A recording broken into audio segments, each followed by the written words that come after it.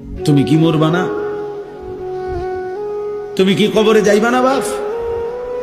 এই পৃথিবীর কত রাজা বাদশাহ কবরে চলে গেছে, তুমি কি কোনোদিন কবরস্থান দেখো নাই? তুমি কারো জানাজা পড়ো নাই?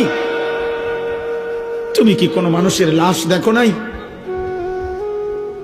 আমি 5 দিন আগে আমার জ্যাঠার সাথে কথা বলে আসছি, বাড়িতে খোঁজ খবর নিছি। 5 দিন পরে আমার জ্যাঠা মারা গেছে।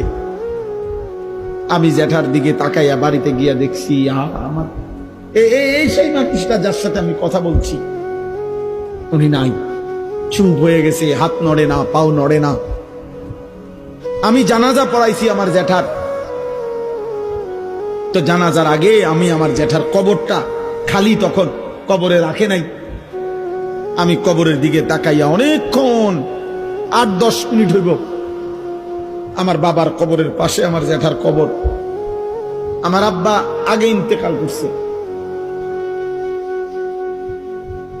আমার জ্যাঠার কবরের দিকে তাকাইয়া অনেকক্ষণ খালি কবরের দিকে তাকাইয়া ছিলাম।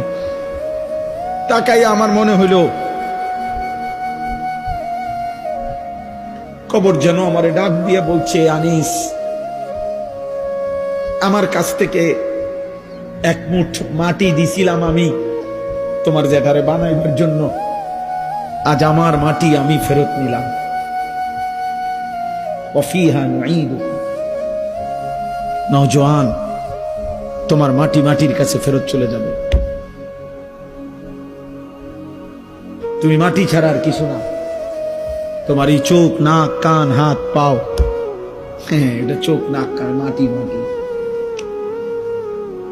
ওই মাটির টুকরা। ওয়ালাকাদ খালাকনাল ইনসানা মিন সুলালাতিন মিন তিন। আল্লাহ বলছে, শুকনো মাটি থেকে, ঠনঠনে মাটি, আমি সেখান থেকে মানুষকে সৃষ্টি করেছি।